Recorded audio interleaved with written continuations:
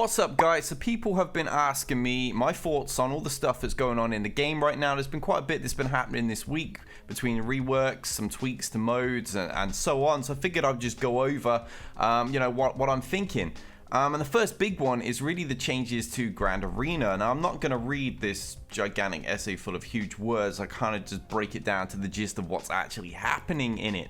And basically, the way Grand Arena is working at the moment is matches are put together based on your galactic power. The trouble is, there are two types of player. You have the really PvP optimized players, the guys that are not unlocking new characters unless they can take them straight to gear 12 or unless they're really PvP viable, and then you've got the players that are unlocking everyone and bringing everybody up in gear, kind of more territory battle focused players, the kind of guys that have everything at gear 7 at least. They've modded characters they're not really using just to get their galactic power up. The issue is, when these two type of players face, it causes a top-end roster mismatch. The optimized player can have nearly double the gear 12s, making up the difference left over from all the gear 1s and the characters that they haven't actually unlocked. You also have players unmodding all the characters they don't use in Grand Arena to further lower their galactic power and face players that are weaker that have actually got mods all over people, thus boosting their galactic power. However, it looks like Capital Games are finally addressing this issue in a new iteration of Grand Arena called Grand Arena Championship, where it looks like the galactic power will no longer be the only factor in matchmaking, but the type of roster that you own will instead. They don't actually say how this is going to work, but I suspect what they'll do is factor in the number of gear 11s and gear 12s you have alongside galactic power, so you end up facing somebody that's got a pretty similar roster to yourself. Now, I would personally go one step further, and I wouldn't even count mods into the equation, so people that are removing them to try and gain a lower GP advantage and face weaker opponents are no longer going to gain one. I would simply include the base galactic power and the number of gear 11s and 12s. That's probably the only way you're going to get a fairly even match. I mean, sure, some people are going to have better mods than others, but that's just RNG. But just counting the base GP and then the top end of the usable roster seems the fairest way to do things if you're trying to avoid these problems. Because it's no longer going to punish you to develop or experiment with other characters until you get into the really high GP areas like 5 million where everybody has the same stuff. There's not really anything you can do up there, unfortunately. Capital Games have also said they're going to look at the number of defenses for the lower end players. And I know how it is for you guys. I got a couple of fans who've been speaking to me, and they mentioned that once they put in like one or two half decent defensive teams, they can put a little bit of trash in the back, but then they've got like one team at best to face their opponents, like one or two decent defensive teams, and a full clear is essentially impossible because there's just not enough characters left available. It really needs to come down to a case of like 2 or 3 teams, because filling the likes of 4 and 5 is just not doable when you're barely a million and only have like a team or two that's actually any good to use with any sort of synergy. So fingers crossed this will all go well. When these changes happen, bugs tend to happen all the time. We get crystals as a sorry. I'm expecting that to happen, unfortunately, but hopefully once all the the bugs and the kinks are ironed out, this will smooth out Grand Arena and make it more enjoyable for certain player types. I'm not PvP optimized myself. I wouldn't say I was an all-out collector style player. I do have a decent top-end account. I do have some okay mods, but at the same time I have like every single character on my roster is at least gear 7. I have 7-starred everyone, I unlock everyone, so I am harming my account in terms of how Grand Arena currently works. I also leave mods on all the characters to keep my GP high for the likes of territory battles. So again, I am harming my account, and I have faced people who have significantly more better mods and significantly more gear 12s in Grand Arena. I've beaten them, but it's been a lot more difficult than it would have been had somebody had a more similar roster to myself. Right, let's get on to these reworks. Now, along with the Grand Arena notes and the upcoming changes, we had 2 reworks this week, and a lot of people, this is probably what a bulk of the questions towards me have been about. What are my thoughts on the reworks of Count Dooku, new gun rate? Where can we use these characters? Now, obviously, the Padme event, these guys are probably going to be considerably more useful in those teams on the second run around. However, looking at them in the broader sense of the game, we'll have a quick flick through their kits now and the changes that have happened. So you get 100% chance to attack, basically, because they double it on Galactic Republic. 50% chance to inflict stun and ability block. Nothing overly special there. Shock the target, deal special damage, 50% chance to shock, and double if it's Galactic Republic.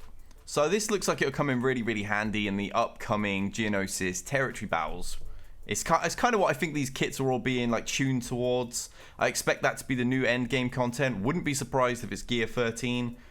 Then it's new special, and I really do like the animation to this. I've seen it in game a couple of times. I've already used it.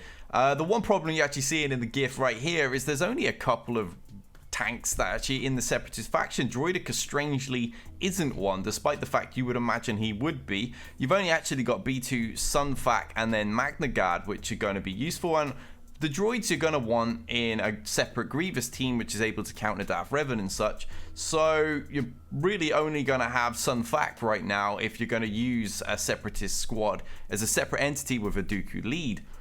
Otherwise, you're going to run into the problem you're seeing here in this GIF. You're going to stealth the whole team, and they can still target whoever the hell they want. So one possible use is you keep a Grievous droid team to face, the Darth Revans and such in Grand Arena, but you can have Dooku lead the Geonosians, who are pretty underwhelming. So you could have Poggle there to boost the offense. You've got a tank there. You've got Spy, who's a complete weapon when against people that are buffed.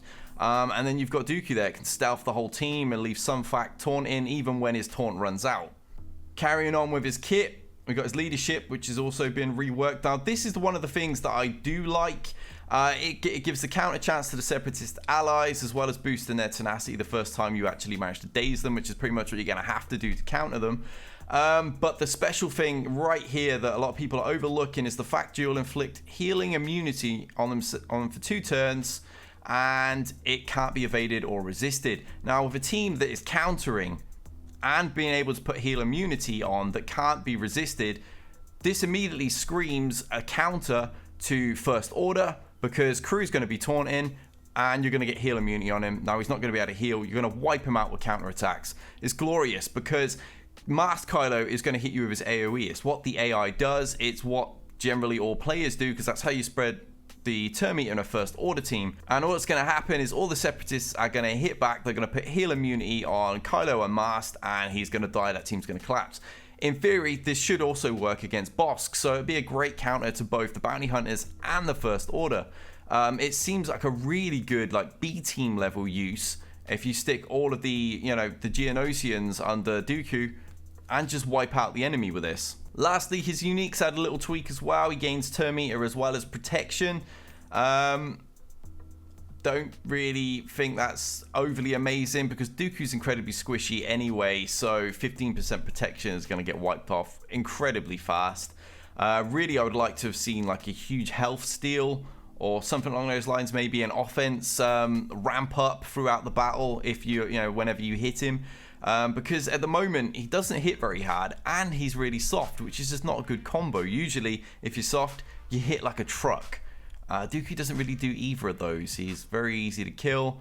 Fortunately, he's going to be difficult to shut down in regards to his counter attacks now, because he's going to get rampant tenacity if he's the leader. But yeah, that's kind of it for Dooku. I think he's going to be a great counter for First Order and for the Bounty Hunters, but that's about it right now. Whether new characters are going to come out that are going to increase a synergy here, maybe protect him somewhat, remains to be seen. Hopefully so. I mean, we've got to have more Separatists getting released at some point. Or maybe even a synergy with Asajj, who really should have one, considering her character model in the game is really, his secret apprentice.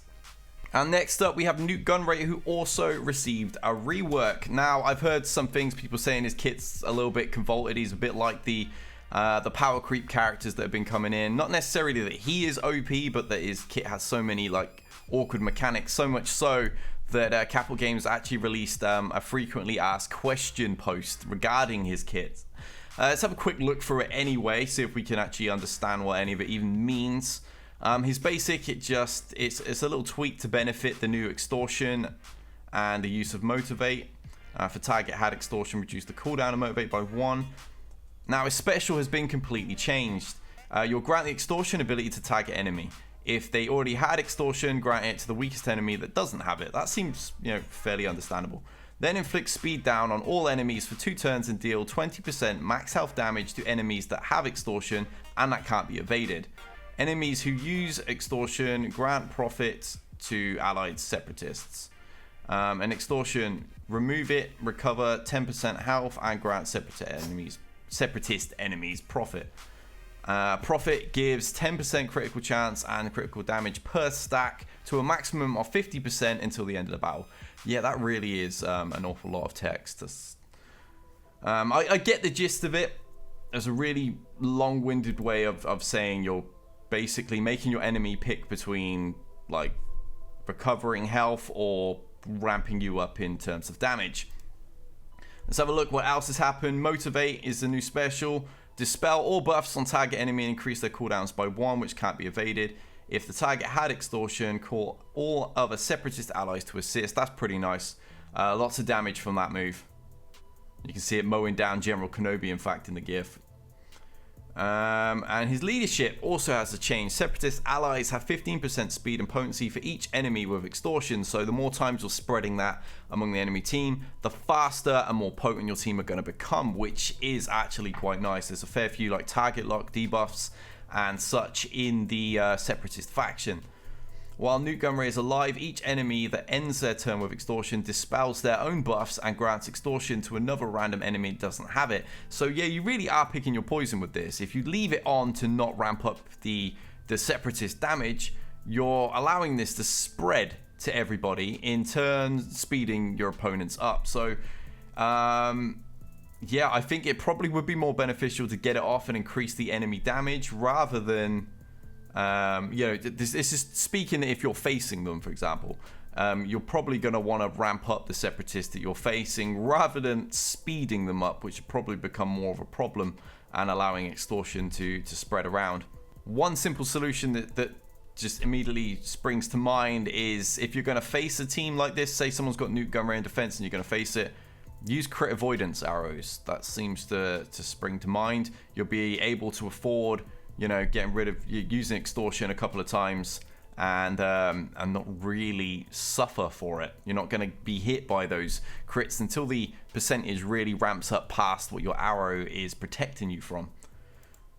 Lastly, his unique Viceroy's Reach, and it's got a Zeta. Whenever a Separatist ally inflicts a debuff, they also deal 5% max health damage to the enemy, which can't be evaded. And enemies with extortion have minus 30% speed and offense. Yeah, you're really not going to want to leave that on, because not only are you going to be getting slowed down against Newt, but you're allowing Newt's team to speed up. So you're definitely going to have to take this off and just suffer the the crit bonuses. Use crit avoidance arrows. I do like the thought of using Newt on offense here, actually, because I don't think the AI is going to be that smart defending against it. And it's probably going to leave extortion on a fair bit, and you're just going to get so fast you're going to wipe the team out quickly. I'm excited to actually use this. Haven't had a chance to use Newt yet. My Newt's only gear 7. I'm sure there's a lot of people like me that never really invested in him, especially with how quick the Newtini got nerfed and stuff in the heroic AAT raid. I expect we're going to see more units come into the game that are really going to benefit from this and make Newt quite a viable lead. At least I hope so, because Grievous lead is pretty good, I've got to say. It beats a lot of teams. It's not great defensively, really good on offense. So looking at Dooku, looking at Newt, I don't see any reason to break a Grievous team in favor of either of these.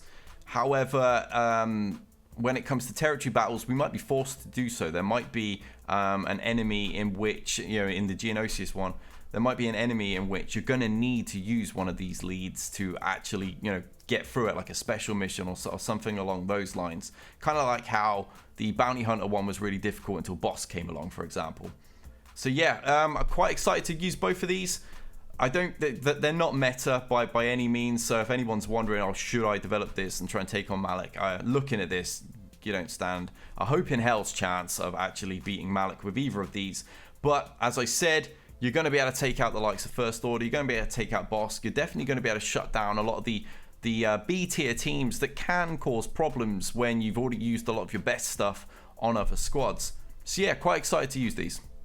For me, one of the very best things this week is this brand new pack that's appeared in the store for $6.99. Here in America, it's supposed to be $7.99, so it'll probably go up in the UK as well. But I mean, if I show you everything that's in here, we got mats, we've got energy, we've got stun gun salvage, we've got all sorts in here. Lots of really valuable pieces for just $6.99.